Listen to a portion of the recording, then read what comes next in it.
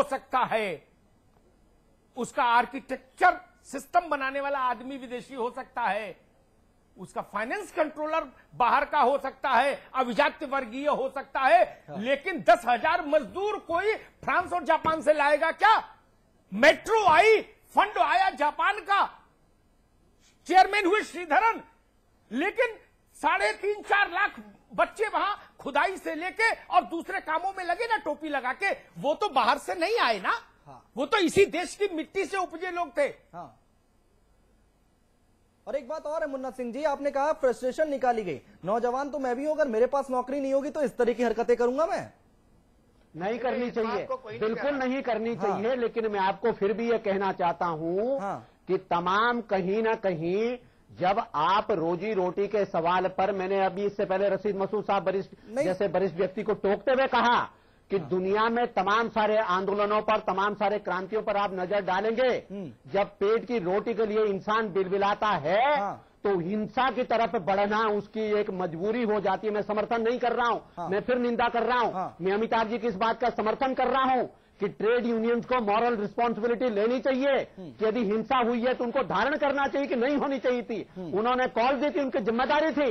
लेकिन सरकारें, हमारे गांव में कहावत कहते हैं, कबूतर के आंख बंद करने से बिल्ली का डर खत्म नहीं हो जाता, ये कह देने से ये बात समाप्त नहीं हो जाती कि हिंसा हुई, आंदोलन नहीं होता तो 20,000 करोड़ रुपए का नुकसान हुआ है। सच्चाई ये है कि आर्थिक नीतियों की विफलताएं हैं, केंद्र के सरकार की आर्थिक नीतियों की विफलताएं हैं, जिस वजह से उद्वेलित है, जिस वजह से क्रोध में है नौजवान, और कहीं ना कहीं अभी कदम उठाने को मजबूर हो रहे हैं। मनोज जी, आंदोलन, जेन्यून मांग, केंद्र की नीतियों की असफलता, सब चीजें स्वीकार, आंदोलन का अधिकार भी स्वीकार। गांधी ने हमको सिखाया सिविल नाफरमानी, लोहिया ने हमको सिखाया 5 साल तक जिंदा कौमें इंतजार नहीं करती, सब सिरमाथे।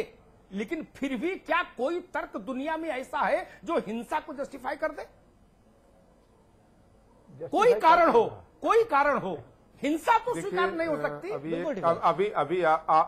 अभी आपने नहीं, मैं आपकी बात की ओर चलता हूं। अभी आपने एक बात कही और बहुत अच्छी आपने बात कही। आपने कही कि हम अपनी बात को रख सकते थे, लेकिन जरूरी नहीं कि उसके लिए हम हिंसा का इस्तेमाल करें। एक चीज उभर करके ये आई कि जिन लोगों ने 20 करोड़ लोगों ने आज आंदोलन किया, वो आंदोलन उनके बेटों के लिए नहीं था, वो आंदोलन उनको तनख्वाह बढ़ाने के लिए नहीं था, उनकी ग्रेजुएटी के लिए नहीं था, पेंशन के लिए नहीं था। ये सच है जिसको हमको स्वीकार करना चाहिए, चाहे वो कमी हमारी हो और चाहे वो केंद्र सरकार की हो। महंगाई पूरे देश में बहुत तेजी से फैली है और उससे सारे लोग प्रभावित हैं। और जो ये आंदोलनकारी हैं, अभी बार बार कहा जा रहा है जनता और आंदोलनकारी अलग अलग, ये भी इसी देश के एक जिम्मेदार नागरिक हैं, इस देश की जनता है। ये अलग बात है कि ये केंद्र सरकार के मुलाजिम हैं, वहां पर नौकरी करते हैं। अब ये कहीं ना कहीं कमी रही, इस कमी को स्वीकार करना होगा, चाहे दिल्ली की सरकार स्वीकार करे और चाहे जिसको स्वीकार करना होगा कि महंगाई बढ़ी है, आम आदमी उससे प्रभावित है और प्रभावित लगातार हो रहा है। और लोगों के मन में कहीं ना कहीं इसके प्रति बहुत क्षोभ है, क्रोध है, कष्ट है, दुख है और व्यथा है। केंद्र की लेकिन कमी एक तो उसका आपने गिना दी दूसरा मनोज पक्ष पांडे आता जी, है लेकिन आज जो कि हम नोएडा में अपने देखने को मिली है उस तस्वीर, बार बार हम उसकी बात इसलिए कह रहे हैं क्योंकि सत्ता में आप बैठे हुए हैं, ये आप अपनी कमी भी याद दिलाइए। कह रहा हूं राकेश जी, मुन्ना जी, एक सवाल मैं आपसे सेकंड मुन्ना जी, एक सेकंड। देखिए जी मनोज जी, हमारी अगर बात पूरी हो जाने दीजिए मुन्ना जी, हमारी बात पूरी हो जाने दीजिए। कहिए। मैंने कहा कि ये लोगों के अंदर कहीं ना कहीं दुख और कष्ट था और केंद्र की सरकार ने जिस तरीके से लगातार महंगाई को बढ़ाया है, हम लोग जनता के जनप्रतिनिधि हैं, गांव में जाते हैं, गरीब के बीच में जाते हैं, हमने देखा है कि गांव में फिर सिलेंडर गायब हो गया, लोग लकड़ियां तोड़कर लाने लगे हैं और फिर उससे खाना बनाने लगे हैं। हम जिस 21वीं सदी में जाने की बात करते हैं, आज इस महंगाई ने कहीं ना कहीं हमको फिर पीछे किया है। ये कष्ट केवल इनका नहीं है, ये कष्ट आज पूरे देश का है। ठीक है, हम वो मानते हैं। अब बात आती है कि अपनी बात को उन्होंने रखा, एक डेमोक्रेसी सेटअप है, एक लोकतंत्र की जिस परिभाषा में हम सब जीते हैं और जिस परिभाषा को हम लोग अपने अपने ढंग से भी कभी परिभाषित करते हैं, कभी कभी लोकतंत्र को हम लोग अपने अपने ढंग से परिभाषित करने लगते हैं, लेकिन यह लोकतंत्र में हिंसा का अधिकार नहीं है। आज जो लोग चोट खाए हैं, जिनकी कार जली है, जिनकी दुकानें जली हैं, वो भी इसी देश के उसी महंगाई से प्रभावित एक व्यक्ति हैं। और कहीं ना कहीं ये आंदोलनकारी भाइयों को ये दुख होना चाहिए, उनको खेद प्रकट करना चाहिए कि आज उनके इस आंदोलन से उन्हीं के एक दूसरे भाई ने, एक अमिताभ जी ने बहुत अच्छी बात कही, एक खून है, एक डीएनए है हम लोगों का, एक भाषा, एक संस्कार है, एक देश है हमारा, एक संस्कृति है हमारी और एक सोच है हमारी।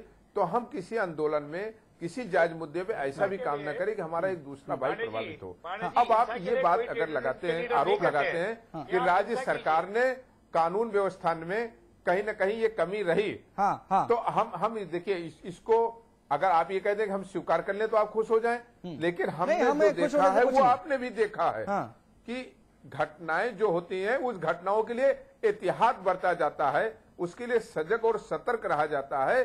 परंतु ये नहीं सोचा जा सकता कि अमुक जिले में ये हमारे आंदोलनकारी भाई इतने हिंसक हो जाएंगे और जिनकी संख्या बहुत बड़ी है कि वो कहीं आग लगा देंगे, किसी को जला देंगे। हम उसकी तैयारी हमने कर रखी थी और पुलिस वहां पहुंची है, लेकिन जब कोई घटना होती है उसके लिए उतनी पर्याप्त फोर्स को इकट्ठा करना, उतनी पूरी तैयारी से पहुंचने में कुछ तो टाइम लगेगा ही। 2 घंटे अगर उसमें 10, 15, 20 मिनट टाइम लगा नहीं, 2 घंटे उसकी लापरवाही से नहीं जोड़ सकते।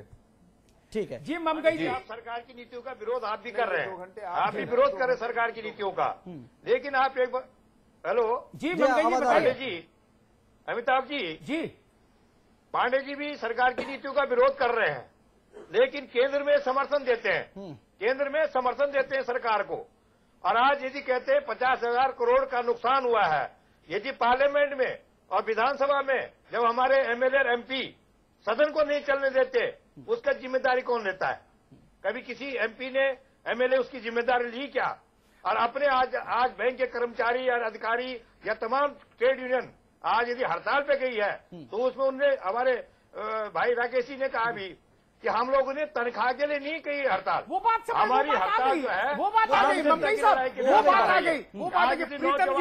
प्रीतम जी आपकी अंतिम टिप्पणी 30 सेकंड में। प्रीतम जी आपकी अंतिम टिप्पणी 30 सेकंड में। मैं ये कहना चाहता हूं कि ये जो घटना वहां घटी है ये निंदनीय घटना है। भविष्य के लिए हमें इस बात का ध्यान रखना चाहिए कि ऐसी घटनाएं ना घटें। घटना घट गई। मैं आइंदा के लिए ये भी कहना चाहता हूं कि राज्य सरकारों को या केंद्रीय सरकार को ये सोचना चाहिए। मैं आपको एक जरा सी मिसाल देना चाहता हूं उत्तर प्रदेश की, जहां पर 36 स्टेट ओन्ड कॉर्पोरेशन हैं, जल्दी से उनमें 20 कॉर्पोरेशन में छठे वेतनमान लागे हैं और 14 कॉर्पोरेशन ऐसी हैं जिनके कुल कर्मचारियों की संख्या 3,500 है, वो चौथे वेतनमान में चल रहे हैं। 1986 के बाद आज तक 27 साल हो गए, उनका वेज रिवीजन नहीं हुआ है। उसमें सुधार होना चाहिए। ठीक है प्रीतम दास जी, पॉइंट आ गया, उसमें सुधार होना चाहिए। राकेश जी आपकी अंतिम टिप्पणी 30 सेकंड में। ये देखिए, सिर्फ ये है कि ट्रेड यूनियंस पे आरोप लगता है कि वो जनता के प्रति अपने दायित्व का निर्वाह नहीं करती रही हैं, लेकिन मैं ये कहता हूं कि ये हड़ताल ट्रेड यूनियन के अपनी मांगों के लिए नहीं, आम जनता के प्रति एक दायित्व के रूप में इस हड़ताल को देखा जाना चाहिए। जरूर उसमें कोई इस तरह की कमी रह गई होगी जिसमें आप नोएडा की घटना का जिक्र करते हैं, तो गांधी जी के भी बड़े आंदोलनों में कभी कभी इस तरह की खामियां हुई थी, लेकिन हम उसको पूरी तरह से ये समझते हैं कि हमने पूरे देश में अहिंसात्मक रूप से जनता के जो सवाल हैं उनको उठाया। ठीक है, मुन्ना सिंह जी आपकी अंतिम टिप्पणी।